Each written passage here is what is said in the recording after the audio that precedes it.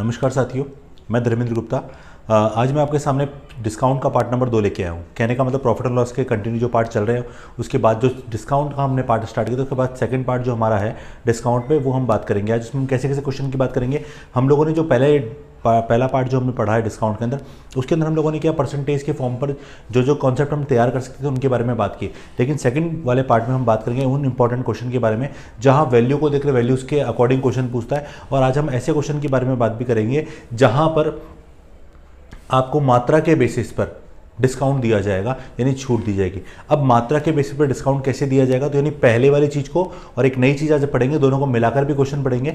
तो इन वाले क्वेश्चनों पे बात करेंगे। बहुत इंपॉर्टेंट कॉन्सेप्ट है, पूरा पढ़िएगा, देखिएगा क्या क्या इंपॉर्टेंट चीज़ें है और बहुत अच्छे समझ में आएगा। और आपको यहाँ से क्वेश्चन एसएससी वगैरह एग्जाम्स के अंदर भी मिलेंगे। आपको एसएससी हो, चाहे आप राजस्थान लेवल के एग्जाम की बात करो, चाहे पटवार की बात करो, चाहे रीट की बात करो, आपको क्वेश्चन मिलते हैं। तो आपको एक कॉन्सेप्ट ढंग से समझना है, पढ़ना है, पूरा ढंग से पढ़िएगा, ठीक है। देखिएगा एक बार। तो बात करते हैं मात्रा के बेस पर जो पहला एग्जाम्पल होगा, कैसे क्वेश्चन पूछा जाएगा और कैसे आपको सॉल्व करना है वो देखिएगा। हाँ, इसका जो तरीका है वो हम पहले पढ़ चुके हैं। बस क्वेश्चन को बोलने का तरीका जो एग्जामिनर ने देखा है वो दिया है, जो चेंज है पहले से बस, लेकिन कॉन्सेप्ट वही है, हम ऑलरेडी पढ़ चुके हैं। मात्रा वाले केस आपको याद होंगे, प्रॉफिट एंड लॉस में आपने पढ़े, सेम उसी कॉन्सेप्ट के बेस पर ये क्वेश्चन पूछा गया है। देखिएगा कैसे करते हैं। तो क्वेश्चन क्या है पहले वो देखिए। 10 वस्तुओं की खरीद पर 3 वस्तु मुफ्त दी जाती है। आपने शोरूमों के बाहर देखा होगा, लिखा होता है कि 10 वस्तु खरीदो 3 वस्तु मुफ्त पाएं, यानी 10 वस्तु खरीदो और 3 वस्तु और मुफ्त ले जाओ। यानी टोटल कितनी वस्तु ले जाओ? 3 वस्तु ले जाओ। 10 वस्तु की खरीद पर 10 का पैसा दो, 10 की खरीद करो आप, फिर 3 वस्तु मुफ्त मिलेगी आपको। 3 जाती तो बटा प्रतिशत ज्ञात करें, ये आपका क्वेश्चन है और आपको क्वेश्चन को सॉल्व करना है। अब कैसे करेंगे वो देखिएगा। डायरेक्ट तरीका भी हम बात करेंगे, पहले समझेंगे इस चीज़ को। ऐसे समझो, देखो सबसे पहले मान लिया मैंने कि एक वस्तु जो थी, एक वस्तु, उसका अंकित मूल्य कितना था बेटा? 1 रुपये। हमने पहले मात्रा वाले केस पढ़े, प्रॉफिट लॉस में तरीका ही सीखा था हम लोगों ने। ऐसे बेटा अगर हम 3 वस्तु की बात करें तो उनका मार्क प्राइस कितना रुपये होगा? 3 रुपये। ऐसे ही 10 वस्तु जो होंगी उनका मार्क प्राइस कितना होगा? 10 रुपये। अब पहले मुझे ये बताओ कि मेरे, यानी मैं दुकानदार हूं, मेरे यहां से कितनी वस्तु बेची गई टोटल? 10 वस्तु तो आपने खरीदी तो वो तो दूंगा ही दूंगा आपको, और 3 वस्तु मैं आपको फ्री दूंगा तो 3 वस्तु और गई। तो मेरे यहां से टोटल कितनी वस्तु गई? 13 वस्तु। और 13 वस्तु का अंकित मूल्य कितना हो गया बेटा? 13 रुपये। ये जनरली मान लिया हम लोगों ने। लेकिन एक छोटी सी बात, आपको मैंने जब 13 वस्तु बेची तो मुझे ये बताएं जरा कि आप मुझे कितनी वस्तु का पैसा देंगे? आप मुझे कितनी वस्तु का पैसा देंगे? तो आप मुझे केवल 10 वस्तु का पैसा देंगे। क्यों? क्वेश्चन में क्या लिखा हुआ है? 10 वस्तुओं की खरीद पर 3 वस्तु मुफ्त दी जाती हैं। इसका मतलब ये है कि 10 वस्तु आप खरीदो, यानी 10 का पैसा आप दो, लेकिन साथ में कितनी वस्तु फ्री ले जाओ? आप 3 वस्तु फ्री ले जाओ। इसका मतलब जिन वस्तुओं का अंकित मूल्य 13 रुपये हुआ करता था उनको हमने कितने रुपये में बेच दिया? 10 रुपये में। तो कितने रुपये की छूट दे दी हम लोगों ने? 3 रुपये की। तो अपन ने छूट कितने की दे दी? 3 की। तो छूट परसेंट निकालते हैं, तो छूट प्रतिशत, तो 3 की छूट। अब कितनी वस्तुओं के मूल्य पर? 13 वस्तुओं के मूल्य पर। भाई 10 रुपये तो हमने रिसीव किया, पर हमारे यहाँ से कितनी वस्तुओं का पैसा लग गया? 13 वस्तुओं का। तो 3 रुपये की छूट 13 वस्तुओं पर गुणा 100, परसेंट निकाल के 100 से गुणा करते हैं। तो ये हो जाएगा बेटा अपना 300 बटा 13, ठीक है, ये होगा। तो भाग लगा दो, 13 दूनी 26, 4 40, 13 3 39, तो 23 सही 1/13%। और यही हमारा क्या है? डिस्काउंट परसेंट, छूट परसेंट, ठीक है। तो ये हमारा सॉल्यूशन हो गया। अब इसको इजीली डायरेक्टली फास्ट कैसे कर सकते हैं वो भी देखिएगा। ये बताओ दुकानदार के यहाँ से कितनी वस्तु जा चुकी है? दुकानदार के यहाँ से टोटल 13 वस्तु जा चुकी है। कितनी जा चुकी है? 13 वस्तु। लेकिन दुकानदार को पैसा कितनी वस्तुओं का मिला? 10 वस्तुओं का। यानी इसका मतलब उसने कितनी वस्तु फ्री दे दी? 3 वस्तु। और वैसे क्वेश्चन में लिखा होगा आपने 3 वस्तु फ्री बेची, टोटल कितनी वस्तु बेच दी? 10 और 3 13। तो 3 वस्तुओं की छूट किस पर मिल गई? 13 वस्तुओं पर। और 3/13 गुणा 100 करके भी आप इसका डायरेक्टली आंसर निकाल सकते हैं, ठीक है। एक एग्जाम्पल और देखते हैं, डायरेक्टली करेंगे उसको। अगला एग्जाम्पल देखते हैं। 19 वस्तुओं की खरीद पर 6 वस्तु मुफ्त दी जाती है। मुफ्त, फ्री कितनी वस्तु दी गई है? 6 वस्तु। कितनी वस्तु की खरीद पर? 19 वस्तु की खरीद पर। लेकिन दुकानदार के यहां से 19 वस्तु उसने बेची है आपको, और उसने आपको क्या कहा कि 19 वस्तु खरीदो, यानी बेचने पर 6 वस्तु कितनी फ्री दे दी? 6। कितनी फ्री दे दी? 6। तो टोटल उसके यहाँ से कितनी वस्तु जा चुकी है? 19 और 6 25 वस्तु। पूछा बटा परसेंट ज्ञात करो। तो 19 वस्तु की खरीद पर 6 वस्तु मुफ्त दी जाती है, तो 6 वस्तु मुफ्त हो गई। टोटल कितनी वस्तु जा चुकी इसी दुकान से? 25। तो यहाँ से परसेंटेज निकालना है तो गुणा 100, तो ये हमारा छूट परसेंट हो गया यहाँ से। तो 25 चौक 100, तो कितना परसेंट डिस्काउंट दिया उसने अपन को? 24%। क्लियर है? अब इसको अगर मेथड से करना चाहो तो देखो कैसे करोगे, ये बताओ। एक वस्तु का अंकित मूल्य कितना? 1 रुपये। 19 वस्तुओं का अंकित मूल्य कितना? 19 रुपये। मेरे यहाँ से कितनी वस्तु गई दुकानदार, यानी मेरे यहाँ से दुकानदार से कितनी वस्तु गई? 25। तो 25 का अंकित मूल्य कितने रुपए होगा बेटा? 25 रुपये। सही है। लेकिन मैंने ग्राहक को 25 वस्तु दी और मैंने कितनी वस्तुओं का पैसा रिसीव किया? केवल 19 वस्तुओं का। इसका मतलब यह है कि जिन वस्तुओं का अंकित मूल्य 25 रुपये था उन्हें मैंने 19 रुपये में बेच दिया। तो मैंने डिस्काउंट कितने का दिया होगा? 6 रुपये का। तो देखो 6 का डिस्काउंट किस पर? 25 पर। तो 6/25 गुणा 100 यानी 24%। तो इस तरह से डायरेक्टली भी हम कर सकते हैं, पर इसके पीछे बेसिक फंडामेंटल क्या था वो हमें पता होना चाहिए। अब देखो इस क्वेश्चन में हमें कोई दिक्कत नहीं आई, कारण क्योंकि यहाँ पर सीधे सीधे वस्तु जो आपको फ्री दे रहा है वो वस्तु फ्री का हम लोगों ने जितनी वस्तु टोटल बेची उस पर डिस्काउंट निकाल लिया, यानी उसके हिसाब से परसेंटेज निकाल लिया, बहुत इजीली आंसर आ गया। लेकिन ऐसे क्वेश्चन में कभी कभार वो आपको दूसरा डिस्काउंट भी देता है। कैसे? जैसे मान लीजिए आप ऑनलाइन शॉपिंग करते हैं, तो ऑनलाइन शॉपिंग करते समय आपके पास कई बार ऑप्शन आता है कि आप कार्ड से पे करें, ठीक है, SBI की कार्ड से करें या किसी अदर बैंक के कार्ड से पे करें, तो आपको 10% इंस्टेंट डिस्काउंट और मिलता है, एक्स्ट्रा डिस्काउंट और मिलता है। तो उस टाइप के क्वेश्चन में दो तरह के डिस्काउंट होते हैं, तो दो तरह के डिस्काउंट को कैसे मर्ज किया जाएगा वो देखिएगा जरा। तो हम बात करेंगे अगले क्वेश्चन के अंदर जिसमें दो तरह के डिस्काउंट दिए जाएंगे, उन दोनों को मर्ज करके ओवरऑल डिस्काउंट की हमें बात करनी है, ठीक है। तो यहाँ तो एक ही तरह का डिस्काउंट था केवल मात्रा के बेस पर। अगले क्वेश्चन में हम बात करेंगे मात्रा प्लस मूल्य दोनों के बेस पर जो डिस्काउंट दिया जाएगा उसको कैसे सॉल्व किया जाएगा, कैसे मर्ज किया जाएगा, ठीक है। देखिएगा अगला एग्जांपल देखते हैं। एक दुकानदार 5 वस्तु खरीदने पर 4 वस्तु मुफ्त देता है। यहां तक तो पहले जैसा क्वेश्चन ही हो गया हमारा कि 5 वस्तु खरीदने पर 4 वस्तु मुफ्त देता है, तथा साथ ही वह 20% अतिरिक्त बटा भी देता है, यानी 20% का अतिरिक्त डिस्काउंट भी दे रहा है। तो पूछ रहा है कुल बटा परसेंट ज्ञात करें, ये हमारा क्वेश्चन है।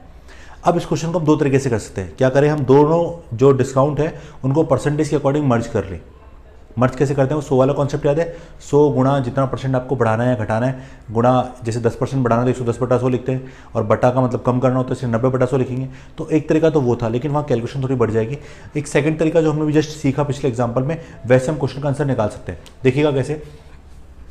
सबसे पहले एक काम करते हैं, जैसे एक वस्तु का अंकित मूल्य है, अपन मान रहे थे ना, अब की बार मैं 1 रुपये नहीं मान रहा, अब की बार मैं 100 रुपये मान रहा हूँ। 100 क्यों माना, क्योंकि मुझे बाद में और डिस्काउंट देना है, मैंने कैलकुलेशन के लिए माना है। आप चाहो तो 1 रुपये मान सकते हो, कोई दिक्कत नहीं, आंसर फिर भी सही आएगा। बट 100 रुपये मानने से क्या कैलकुलेशन पॉइंटों में नहीं जाएगी, बस टाइम बचेगा अपना। ओके, तो बताओ मेरे यहाँ से कितनी वस्तु गई टोटल? मेरे यहाँ से 9 वस्तु गई, तो 9 वस्तु का अंकित मूल्य कितना हो गया? 900 रुपये, क्योंकि मैंने एक का जब अंकित मूल्य 1 रुपये माना तो 9 वस्तु का अंकित मूल्य कितना हो गया? 900 रुपये। लेकिन क्या कह रहा है, 5 वस्तु खरीदने पर 4 वस्तु मुफ्त देता है। 5 वस्तु खरीदने पर 4 वस्तु, यानी 4 का पैसा नहीं लेगा वो, कितने का पैसा लेगा? केवल 5 का। तो इसका मतलब ये है कि 9 वस्तु खरीदने पर उसको पैसा मिला कितनी वस्तुओं का? 5 वस्तुओं का। यानी आपको ग्राहक ने केवल 5 वस्तुओं का पैसा दिया, क्योंकि 4 वस्तु तो उसके लिए फ्री की थी। तो इसका मतलब ये जो 9 वस्तुएं आपने बेची वो कितने में बेची? 500 में। लेकिन जैसे वो पैसा पे करने लगा तो आपने क्या बोला, साथ ही वह 20% का अतिरिक्त बटा भी दे रहा है, यानी आपने बोला कि 20% का अतिरिक्त डिस्काउंट भी और मिलेगा। तो इसका मतलब ये कि 500 वाली चीज़ पर 20% डिस्काउंट और देंगे, और 20% डिस्काउंट का मतलब कितना परसेंट रह गया? 80%। 20% डिस्काउंट का मतलब कितना परसेंट रह गया? 80%। तो 80% निकाल लिया इसका, तो ये हो गया बेटा 400 रुपये। इसका मतलब क्या हो गया, जिन वस्तुओं का अंकित मूल्य 900 रुपये था उन वस्तुओं को अब कितने रुपये में बेच दिया गया? 400 रुपये में बेच दिया गया। जिन वस्तुओं का अंकित मूल्य 900 रुपये हुआ करता था उसको कितने में बेच दिया? 400 में। तो ओवरऑल डिस्काउंट कितने का दे दिया आपको? 500 का। तो कुल बटा परसेंट आपसे पूछ रहा है, तो 500 का डिस्काउंट आपने दिया टोटल किस पर? 900 पर, गुणा 100, ठीक है, 900 पर दिया। अब देखो एक चीज, बाकी कैलकुलेशन कर सकते हो, 5 का 5 छोड़ दो, 100/9 कितना था याद है आपको? 100/9 होता 11 से 1/9, परसेंटेज में पढ़ा था ना। तो 11 5 55, तो 55 सही 5/9% इसका आंसर हो गया। ऐसे हम लोगों ने इस क्वेश्चन को इजी बना लिया। एक तरीका ये, एक सेकंड तरीका है, लेकिन वो थोड़ा सा लंबा पड़ जाएगा, कैलकुलेशन ज़्यादा हो जाएगी, पर मैं आपको हिंट दे देता हूँ। आप यहाँ से डिस्काउंट अलग निकालें, यहाँ से डिस्काउंट निकालोगे तो आपने 4 का डिस्काउंट देना है किस पर, 9 पर, गुणा 100। तो यहाँ से कितना डिस्काउंट हो गया आपको, 400/9% के रूप में। एक डिस्काउंट तो ये हो गया, एक डिस्काउंट आपका कितना है, 20%। अब एक छोटी सी बात है कि 400/9 ये परसेंट होगा तो 900 हो जाएगा। 400 रुपये का डिस्काउंट कितने पर, 900 पर, यानी 500 के हिसाब से बेचोगे आप। तो इसको आप 100 के हिसाब से लिख के भी काम चला सकते हो। 100 गुणा, पहले इसको कम करना है, डिस्काउंट का तो वैल्यू को कम करना, और इसको परसेंटेज के अकॉर्डिंग कम करोगे तो 900 - 400 यानी 500/900 गुणा, फिर 20% का डिस्काउंट और देना है। अब 20 का मतलब कितना परसेंट रह गया, 80%। क्लियर है? ऐसे भी मर्ज कर सकते हैं इसको।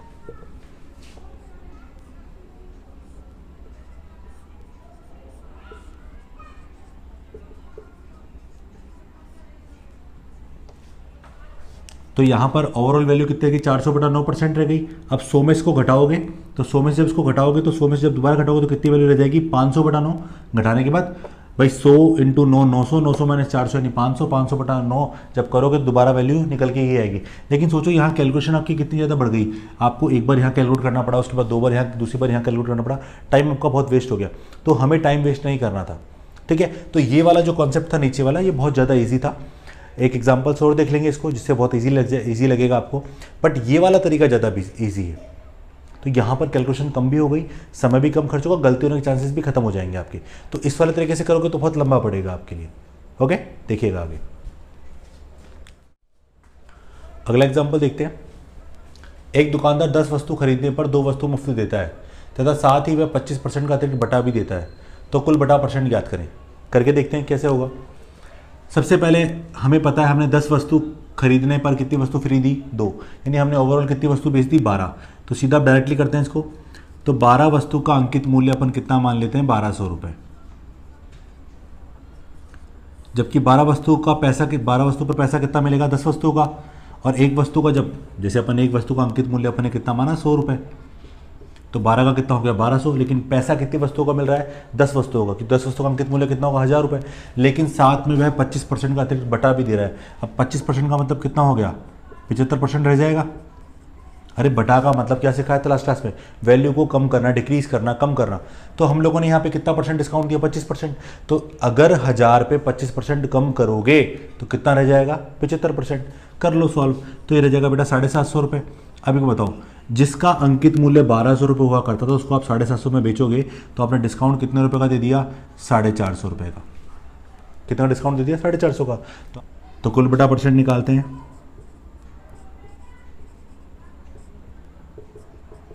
तो आपने 450 का बटा दे दिया किस पर, 1200 पर, गुणा 100। कट गए, 3 से काटा, 150, 4, 75/2, 37.5% का क्या हो गया, डिस्काउंट हो गया। तो इस तरह से हमने क्वेश्चन को क्या कर लिया, इजी कर लिया।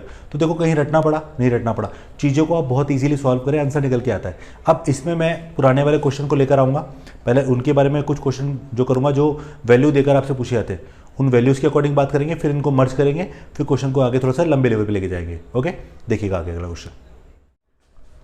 अगला एग्जाम्पल देखते हैं।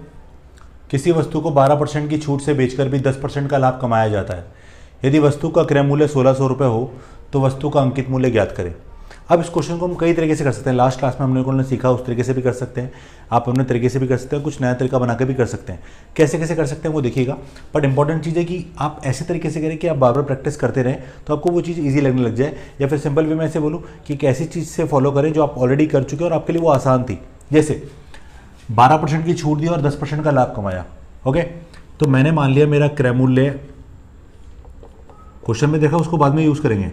मैंने मान लिया मेरा क्रय मूल्य 100 रुपये, वैसे क्वेश्चन में 1600 दे रखा, 1600 से कर सकते हैं, पर 100 से करो ज़्यादा बेटर है, क्योंकि ये प्रैक्टिस आपको करनी है 100 पर। ये बार बार आपको ये काम करना है। मैं आपको पहले प्रॉफिट एंड लॉस में भी बता चुका हूँ, परसेंटेज में बता चुका हूँ, सिंपलिफिकेशन में बता चुका हूँ।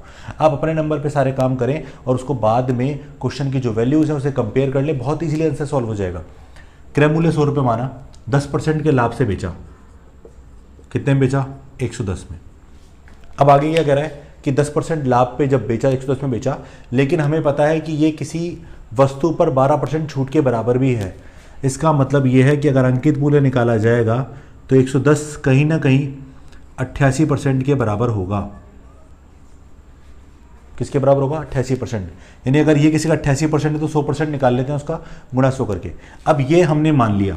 अब प्रश्न के हिसाब से जो रियल वैल्यू कितनी है क्रय मूल्य की? 1600। तो इसका मान निकाल लीजिए। अंकित मूल्य का मान आपसे पूछ रहा है, अंकित मूल्य निकालिए। तो 1600 किसके बराबर था बेटा? 100 के। तो बटे में 100 गुणा जिसका मान निकालना है 110/88 गुणा 100। तो इस तरीके से हम क्वेश्चन को क्या कर सकते हैं? ईजी बना सकते हैं। देखो कट गया, 11 से काटा 10 बार, 8 बार, 8 से काटा 2 बार, तो क्या 2 × 000 कितने रुपए आ गया? 2000 रुपये। तो ऐसे इसका आंसर हम लोगों ने बहुत इजीली निकाल लिया। अगर आप चाहो तो डायरेक्टली क्रय मूल्य क्वेश्चन में देखा, क्रय मूल्य से भी स्टार्ट कर सकते हो। कैसे? आपको दिया हुआ है क्रय मूल्य है 1600 रुपये, ठीक है। क्वेश्चन में क्रय मूल्य कितना देखा है? 1600 रुपये। अब आपसे क्या बोल रहा है कि क्रय मूल्य पर अपने कितने का लाभ कमाया? 10% का लाभ कमाया। इसका मतलब 10% का लाभ कमा के 1600 वाली चीज़ कितने में बेचोगे? तो 1600 गुणा 10% लाभ यानी 110, तो होगा 1760 रुपये। इसका मतलब आपने इस वस्तु को कितने में बेच दिया? 1760 रुपये में। पर वो क्या कह रहा है? वो ये कह रहा है कि अंकित मूल्य ज्ञात करो। अच्छा ये बताओ, अगर अंकित मूल्य 100 रुपये होता, कितना रुपये होता? 100 रुपये। तो 12% छूट आप दे रहे हो, तो बताओ कितने में बेचते? आप 88 में बेचते। और 88 किसके बराबर है यहाँ पर? 1760 के बराबर। 100 का मान निकालो, तो 1760/88 गुणा 100।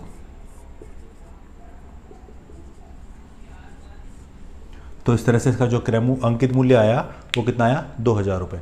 तो हमने बहुत इजीली इसका आंसर निकाल लिया। तो हमें रटना नहीं, हम चीज़ों को समझना चाहते हैं। चीज़ों को समझेंगे तो ही आंसर बहुत इजीली निकाल सकते हैं, वरना क्वेश्चन गलत करेंगे, ठीक है। तो ये तरीका इजी था। आप चाहो तो अंकित मूल्य से भी स्टार्ट कर सकते हो, कोई बड़ी बात नहीं है। अंकित मूल्य से करोगे तब भी आंसर वही आएगा, ठीक है। तो कैसे भी करो। अगर अंकित मूल्य का हिंट देखना है आपको तो मैं छोटा सा हिंट देता हूँ आपको। मान लीजिए अंकित मूल्य आपका 100 रुपये होता, तो आपने पहले 12% छूट दी, तो कितने में बेचा? 88 में। अगर आपने 12% छूट दी, कितने बेचा? 88 में। और 88 में कितने परसेंट का लाभ जुड़ा हुआ है? 10% का। एक बात बताओ, 10% लाभ के बाद वैल्यू कितना परसेंट हो जाएगी? 110%। 10% लाभ के बाद वैल्यू कितने परसेंट हो जाएगी? 110% हो जाएगी। तो यहां पर 88 किसके बराबर है? 110% के बराबर है। क्रय मूल्य कितना आ गया? 80 रुपये। चाहो तो चेक कर लो, 80 का 10% कितना होता है? 8 रुपये। और 8 अगर इसमें जोड़ूंगा तो 80 और 8 कितना हो गया? 88। जबकि 80 यहाँ पर किसके बराबर दे रखा है आपको क्वेश्चन में? 1600 के बराबर। 80 का भाग 1600 में लगाओ, देखो 20 बार कटेगा, और 20 को अगर 100 से गुणा करूँ तो कितना आएगा? वही सेम 2000। तो ये भी इजी कॉन्सेप्ट है, ये भी इजी कॉन्सेप्ट है, वो भी इजी कॉन्सेप्ट है। ये तीनों तरीके हम पढ़ चुके हैं। ये हम लोगों ने डायरेक्टली सीपी जो क्वेश्चन देखा उससे हम स्टार्ट किया, उससे कर लिया। ये क्वेश्चन हमने कैसे किया? अपने बेस पर क्रय मूल्य मान लिया 100 रुपये, उससे कर लिया। ये किसी अंकित मूल्य को 100 रुपये मान के कर लिया। सब तरीके से कर लो, आंसर एक जैसा ही आएगा, ठीक है। अगला क्वेश्चन देखिएगा। अगला एग्जाम्पल देखते हैं। किसी वस्तु को 10% की छूट से बेचकर भी 20% का लाभ कमाया जाता है यदि वस्तु का क्रय मूल्य 600 रुपये हो। सेम लास्ट टाइप का क्वेश्चन है। आप कैसे भी कर लो, आपकी इच्छा है। जैसे क्रय मूल्य 600 रुपये देखा क्वेश्चन में, तो क्रय मूल्य 600 रुपये से स्टार्ट कर लेते हैं। 600 पे लाभ कितना कमाना है? 20%। तो बताओ बेचूंगा कितने में? तो 600 गुणा 20% लाभ यानी 120/100, ये हो गया 720 रुपये। आगे कह रहा है 10% छूट के बराबर है, तो इसका मतलब ये हो गया कि यहाँ पर 720 किसी का 90% है। कैसे पता? अरे 10% छूट का मतलब वैल्यू 10% कम हो गई, यानी 90% रह गई। तो इसका है गुणा 100। ये जो अपने कॉन्सेप्ट वहाँ किया था उसका जस्ट डायरेक्ट पार्ट है ये, तो मैं डायरेक्टली कर रहा हूँ उसको। कितने रुपये आ गया? 800 रुपये। आप चाहो तो क्रय मूल्य 100 मान के करना चाहो तो दिमाग में होगा आपके, 100 मान के करेंगे तब भी हो जाएगा। 100 क्रय मूल्य माना, लाभ कितना परसेंट है? 20%। देखो ये चीज़ तो हमेशा याद रखना, क्रय मूल्य से विक्रय मूल्य पर जाओगे तो लाभ परसेंट के हिसाब से वैल्यू बढ़ेगी और हानि के हिसाब से घटेगी, और बटे के हिसाब से हमेशा विक्रय मूल्य अंकित मूल्य से कम होगा। यहाँ पर बोला 10% की छूट देकर बेचा। अब 10% कम में बेचूंगा यानी 90% वैल्यू रह जाएगी, यानी इसका मतलब यहाँ पर ये जो सेलिंग प्राइस है वो किसी ना किसी का 90% है। तो आपको ये निकालना है 120 किसका 90% है, तो गुणा 100 कर लिया हम लोगों ने, ये कर लिया। काटोगे टाइम वेस्ट करोगे। तो यहाँ पर क्वेश्चन में क्रय मूल्य दे रखा है 600, यानी 100 600 के बराबर, तो इसका मान निकाल लो। तो 600 बटा 100 गुणा 120 बटा 90 गुणा 100, कट गए ये 4, ये 3 से काटा 200। तो इस तरह से इसका जो अंकित मूल्य कितना आया, 800 रुपये। अब आपको लगता है कि अंकित मूल्य 800 अंकित मूल्य मान के करना चाहिए था, तो 800 कैसे निकालेंगे? अंकित मूल्य माना 100 रुपये। अब स्टेप बाय स्टेप करो। अंकित मूल्य पर क्या दोगे आप? छूट कितने की दे रहे हो? 10% की। तो आपने जब 10% की छूट दी तो कितने में बेचा होगा इसको? 90% में। और प्रश्न के हिसाब से 90 रुपये में बेचकर आपको कितने परसेंट का लाभ हो रहा है? 20% का लाभ हो रहा है। तो बेटा अगर आप इसको 20% के लाभ के बराबर करोगे, यानी 20% लाभ यानी 120। अरे 20% लाभ हुआ तो 90 वाली वैल्यू किसके बराबर? 120 के बराबर हो जाएगी, गुणा 100, 3 4 25 या 75। अब देखो ये 100 के हिसाब से मान ली वैल्यूज, पर क्वेश्चन में आपको किसकी वैल्यू दे रखी है? क्रय मूल्य की। क्रय मूल्य कितना दे रखा है? 75 हमारे हिसाब से। तो 75 किसके बराबर है? 600 दे रखा है आपको क्वेश्चन में। 100 का मान निकाल लो। तो 600 अगर 75 के बराबर है गुणा 100,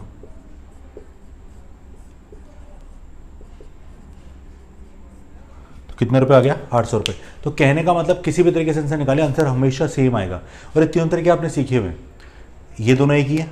यहाँ क्रय मूल्य मान, यहाँ क्रय मूल्य दे रखा है, यहाँ क्रय मूल्य मान की किया है, और यहाँ अंकित मूल्य मान की किया है। तो क्रय मूल्य के हिसाब से करोगे तो विक्रय मूल्य को जब आप बात करोगे तो विक्रय मूल्य लाभ के अकॉर्डिंग तो ज़्यादा होगा, हानि के हिसाब से होगा तो कम होगा। सेम अगर अंकित मूल्य के हिसाब से विक्रय मूल्य की बात करो और डिस्काउंट दे रहे हो तो वैसी बात है, वैल्यू क्या हो जाएगी? कम हो जाएगी। अगला एग्जाम्पल देखते हैं और समझ में आएगा आपको, ठीक है? देखिएगा अगला एग्जाम्पल देखते हैं। किसी वस्तु को 4% की छूट से बेचकर 20% का लाभ कमाया जाता है।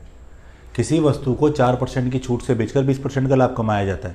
यदि कोई छूट न दी जाए तो लाभ परसेंट ज्ञात करें।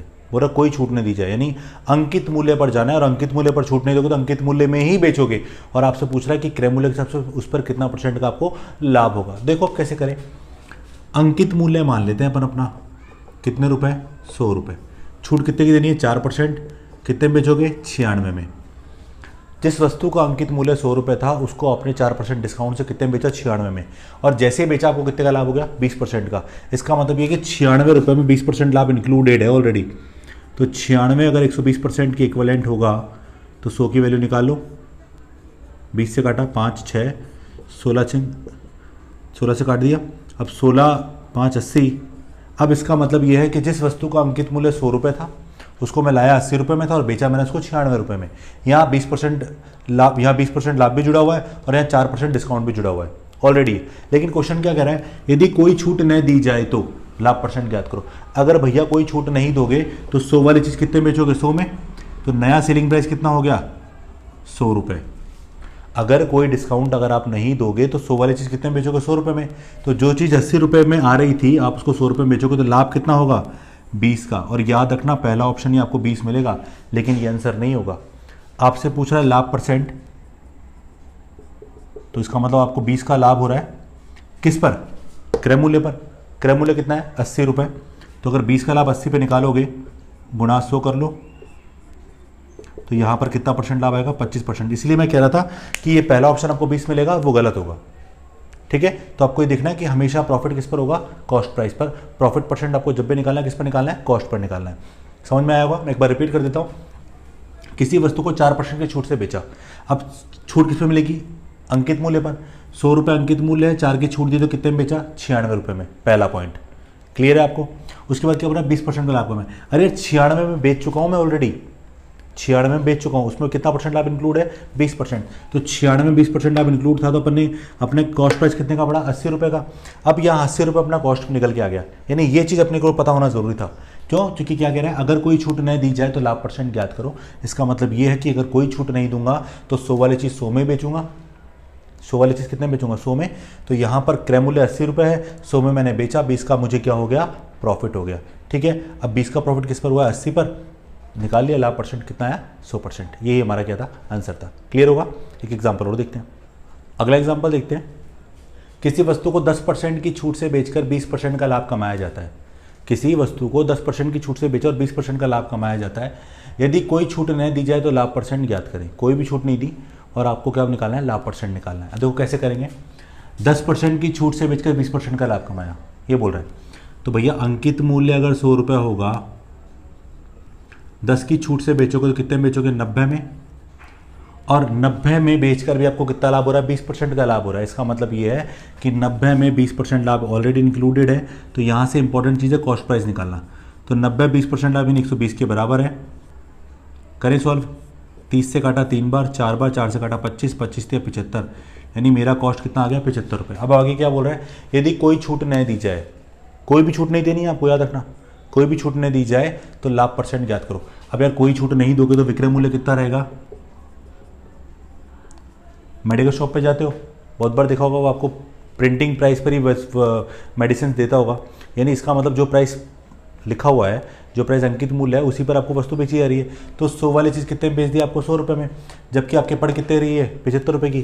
तो जब 75 की पड़ रही है, 100 में आपने बेचा तो कितने का प्रॉफिट हो गया, 25 का। तो यहाँ से अगर लाभ परसेंट आप निकालोगे तो 25 का लाभ ऑन 75 गुणा 100, तो इस तरह से कितना परसेंट आ गया, 33 से 1/3% का लाभ आ गया। अब आपके दिमाग में इस क्वेश्चन को देख के याद होगा कि आपके मन में चला होगा क्या सर इसके अंदर कुछ छूट दे सकता है। हाँ, छूट चेंज कर सकता है, पहले 10% की थी, हो सकता है 15% बोल दे, 12% बोल दे, 20% बोल दे, कुछ भी बोल दे, यानी चेंज भी कर सकता है। ओके, देखिएगा कैसे। अगला एग्जाम्पल देखते हैं। किसी वस्तु को 4% की छूट से बेचकर 20% का लाभ कमाया जाता है। किसी वस्तु को 4% की छूट से बेचकर 20% का लाभ कमाया जाता है। यदि वस्तु की छूट 8% कर दी जाए, बोल रहा है छूट को 8% कर दिया जाए तो लाभ परसेंट क्या होगा, ये हमारा क्वेश्चन है। देखिएगा आप कैसे करेंगे। छूट कितनी परसेंट है, पहले 4% छूट और 20% लाभ से अपना क्रय मूल्य निकालेंगे हम लोग, ठीक है। तो अंकित मूल्य यहाँ पर अगर 100 रुपये है, 4 की छूट से बेचा, कितने में बेचा, 96 रुपये में। भाई 4% छूट दी, 96 बेचा, और कितने परसेंट का लाभ कमाया, 20% का। तो अगर 20% का लाभ आप कमाओगे तो 96 यहाँ 120 के बराबर होगा, गुणा 100। तो कॉस्ट प्राइस निकाल रहा हूँ, 20 से काटा 5, 6 से काटा 16, 16 5 80। ये हमने पहले भी किया, लेकिन इस क्वेश्चन में क्या बोल रहा है, यदि वस्तु की छूट 8% कर दी जाए, यदि वस्तु की छूट कितना परसेंट कर दिया है, 8%। अंकित मूल्य कितना है, 100 रुपये। नया सेलिंग प्राइस निकालना है, तो नया सेलिंग प्राइस 100 पर 8% की छूट, यानी कितने में बेचोगे आप इसको, 92 रुपये में। और वस्तु घर में कितने की पड़ रही है, 80 की। तो 80 वाली वस्तु अगर 92 में बेचोगे तो कितने का प्रॉफिट होगा, 12 का। तो लाभ परसेंट अगर मैं निकालूंगा तो 12 का लाभ किस पर, 80 पर, गुणा 100, ठीक है। 20 से काटा 5, 4 से काटा 3 बार, तो लाभ परसेंट कितना आ गया, 15%। और यही क्या है, अपना आंसर है। तो देख लिया होगा आपने, क्वेश्चन कितना इजीली हमने सॉल्व कर लिया है, ठीक है। एक एग्जांपल और देखते हैं इस टाइप का। अगला एग्जांपल देखते हैं। किसी वस्तु को 9% की छूट से बेचकर 30% का लाभ कमाया जाता है। यदि वस्तु की छूट 16% कर दी जाए तो लाभ परसेंट क्या होगा, ये हमारा क्वेश्चन है। अब क्या कह रहा है, 9% की छूट से बेचा है, 30% का लाभ कमाया, तो अंकित मूल्य माना 100 रुपये। 9% की छूट तो कितने में बेचोगे, 91 में। लाभ कितना कमाया, 30%। तो 30% के हिसाब से अगर मैं कॉस्ट प्राइस निकालूं